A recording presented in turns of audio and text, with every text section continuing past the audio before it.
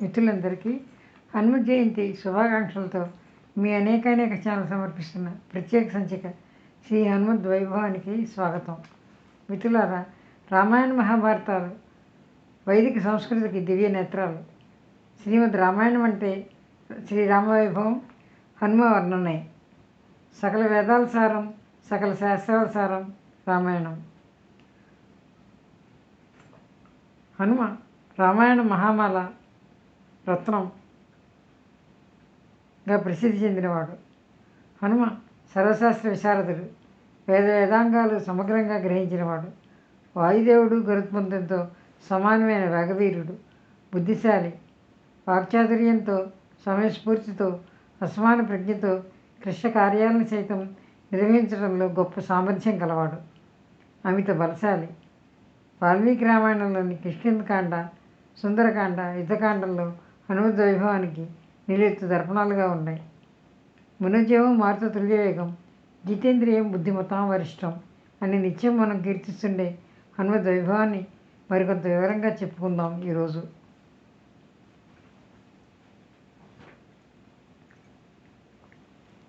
వైశాఖ మాసం కృష్ణపక్ష దశమి తిథి శనివారం నాడు పూర్వభద్ర నక్షత్రం ప్రథమపాదంలో కౌండిన్య గోత్రంలో జన్మించాడు. మిట్ట మధ్యాహ్నం వేళ కర్కాటక లగ్నంలో హనుమ. ఒక కల్పకాలంలో కశ్యపుడు శివుని మెప్పించి నువ్వే నాకు పుత్రుడిగా జన్మించు అని వరం అడిగాడు. ఆ కశ్యపుడే తర్వాత జన్మలో కేసరి అనే పేరుతో వానరుడిగా పుట్టాడు. కిష్కింధకు పడమర దిశలో ఉన్న 16,000 పర్వత రాజ్యాలకు ఆయన అధిపతిగా ఉండేవాడు. హనుమంతుని తల్లి అంజనాదేవి. రుద్రాంశ సంభూతుడు హనుమ. శివుణ్ణి హరుడు అంటారు. శివునికి సంబంధించిన హరశబ్దంలోని హ అనే అక్షరం హనుమంతునిగా, రా అనే అక్షరం రామునిగా ప్రవహించాయని తాత్వికులు భావిస్తారు. ప్రతి కల్పంలోనూ రామాయణం మరల జరుగుతూ ఉంటుంది. శ్రీ మహావిష్ణువు శ్రీరామునిగా మళ్ళీ అవతరిస్తూనే ఉంటాడు. అయితే హనుమంతుడు మాత్రం ఒక్కడే అంటారు. 5 రోజులు పసికందుగా ఉన్నప్పుడే సూర్యుని చూసి పండుని భ్రమించి పట్టుకోబోయాడు హనుమ. అనంతరం సూర్యనారాయణకి శిష్యుడయ్యాడు. సూర్యరథానికి ఎదురుగా నిలిచి వెనక్కు నడుస్తూ ఇంద్రవ్యాకరణ నేర్చుకున్నాడు. ఒక పాదం ఉదయాద్రిపై, మరో పాదం అష్టాద్రిపై ఉంచి వేదాలు చదివాడు. అనంతర కాలంలో సుగ్రీవునికి మంత్రిగా వెళ్ళాడు. శ్రీరామచంద్రుని కలుసుకున్న తర్వాత కథ అంతా రామాయణంలో వైభవంగా వర్ణించాడు వాల్మీకి మహర్షి.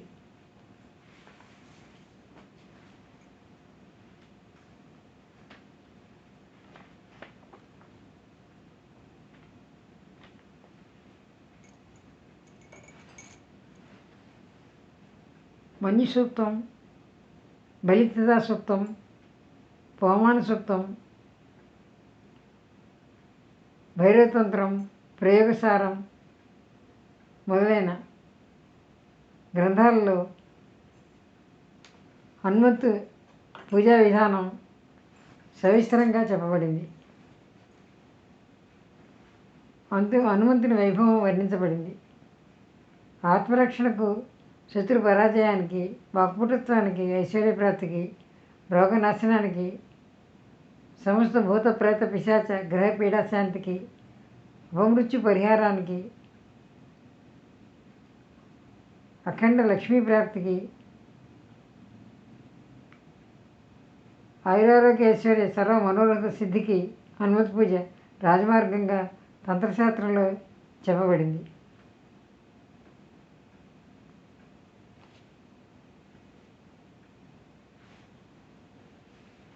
రామాయణాంతర్గత సుందరకాండలో హనుమంతుని సాహసగాథ వాల్మీకి మహర్షి పరమాద్భుతంగా వర్ణించాడు.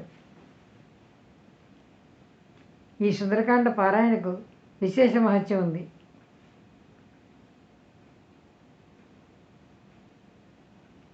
అతి దుష్కరము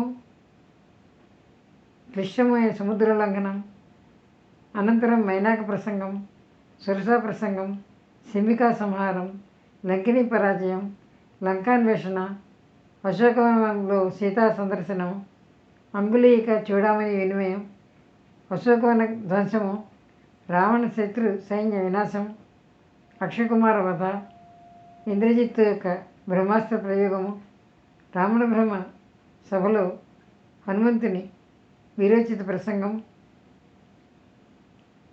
లంకాదహనం, మధోనుభంగం, శ్రీరామునికి చూడామణి సమర్పణ మొదలగు ప్రతి అంశము అత్యంత రమణీయంగా సుందరంగా రామాయణంలో వర్ణించాడు వాల్మీకి మహర్షి. వాయుపుత్రుడు సకలాభిష్ట ప్రదాత అయిన హనుమంతుడు గగన మార్గంలో చేరి అందుండి ఎగిరి లంకానగరంలో భూమిపుత్రి అయిన సీతామాతను చూసి లంకను కాల్చి తిరిగి సాగరాన్ని దాటి శ్రీరాముని చేరుట సుందరాకాండ యొక్క సంక్షిప్త గాథ. బుద్ధిర్బలం యశోధైర్యం నిర్భయత్వం అరోగత అజాడ్యం వాక్పటుతంచ హనుమత్ శరణాత్ భవేత్ అంటారు. ఆంజనేయుని తలచినంతనే భూతపేత పిశాచాదులు పారిపోతాయి, మనోబలం కలుగుతుంది, సత్కీర్తి అబ్బుతుంది, పిరికితనం ఉండదు, శారీరక మానసిక రోగాలు దూరం అవుతాయి. సమస్త దేవతా స్వరూపమే శ్రీ కేశవనందనుడు. పవమానసుడిని అర్చించినట్ల దేవతలందరినీ వర్చించినట్లే.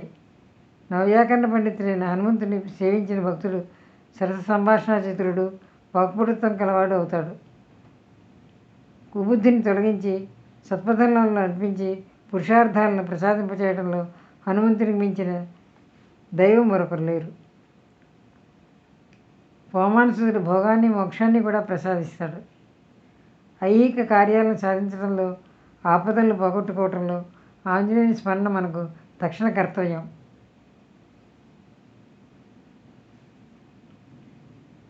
అసాధ్య సాధక స్వామిన్ అసాధ్యంతో కిం వద రామదూత కృపాసింధు మత్కార్యం సాధయ ప్రభు అంటారు. అంజనాసుతుడైన ఆంజనేయ స్వామి అనితర సాధ్యమైన కార్యాలను సాధించి అమిత శక్తి సంపన్నులు. రామాయణ మహామాల రత్నమని ప్రసిద్ధి చెందినవాడు. భవిష్యత్ బ్రహ్మ కాగలవని రాముని చేత వరాన్ని పొందిన మహానుభావుడు. నవగ్రహాలను అందున శనిపీడ లేకుండా చేయగల శక్తిశాలి హనుమ.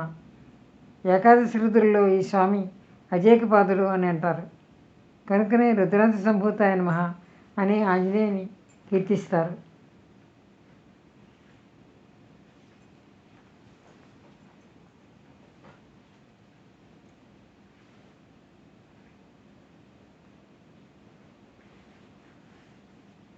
మంత్రదృష్టులైన మహర్షులు హనుమంతుని విభిన్న రూపాల్లో సాక్షాత్కరింప చేసుకున్నారు.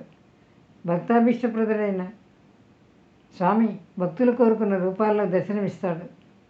వీరాంజనేయ రూపాలకు సంబంధించి సాయుధ రూపాలుగా చతుర్భుజ, అష్టాదశ భుజ, వింశతి భుజ, ద్వాత్రింశతి భుజ హనుమ స్వరూపాలు మంత్రోపాసకులు ధ్యానిస్తారు. గ్రామంలో గల ఆలయాల్లో ఆయన స్వరూపాలు విభిన్న రూపాల్లో నిత్యం అనేక పూజలు అందుకుంటున్నాయి. వాడవాడల్లోనూ హనుమంతుడు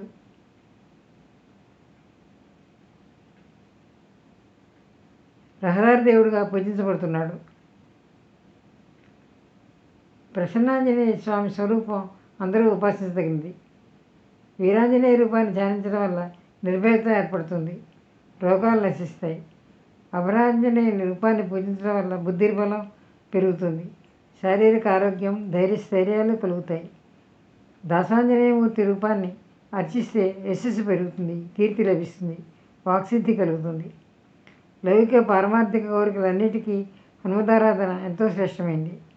అష్టసిద్ధులు, నవనిధులు, ఆరోగ్యం, సంతానం, పదవీ యోగం, కీర్తి సమస్తం ఆంజనేయుని ఆధీనంలో ఉంటాయి. ధర్మ అర్థ కామాల్లో వేటిని కోరుకున్న భక్తులకైనా సరే హనుమంతుడు లేదనకుండా వరాలు ప్రసాదిస్తాడు. మోక్షం కోరిన భక్తులు మాత్రం స్వయంగా చేపట్టి నడిపించి శ్రీరామచంద్రుని యొక్క సమక్షానికి తీసుకువెడతాడు. అందుకే హనుమద్భక్తులకు భోగమోక్షాలు రెండు కర్తామలకం అని ఆయన చెప్తారు. ఇక ఈరోజు హనుమంత్ జయంతి నాడు పూజా విధానాన్ని చెప్పుకుందాం. షోడశోపచారాలతో అష్టోత్తర శతనామాలతో సహస్రనామాలతో స్వామిని పూజిస్తారు. మల్లెలు, పారిజాతాలు, తమలపాకులను పూజకు వినియోగిస్తారు. అభిషేకానంతరం సింధూర సేవ చేస్తారు. సింధూర ప్రియుడు హనుమంతుడు. తమలపాకులతో ప్రత్యేకంగా పూజిస్తారు ఆంజనేయ స్వామిని. అప్పాలను నైవేద్యంగా పెడతారు. అరటిపళ్ళు, తమలపాకులు వంటి ఇతర ద్రవ్యాలను కూడా నివేదన చేస్తారు. హనుమత్ జయంతి నాడు ప్రత్యేకంగా సుందరాకాండ పారాయణ, చాలీసా పారాయణలు శక్తి కొలది చేస్తారు.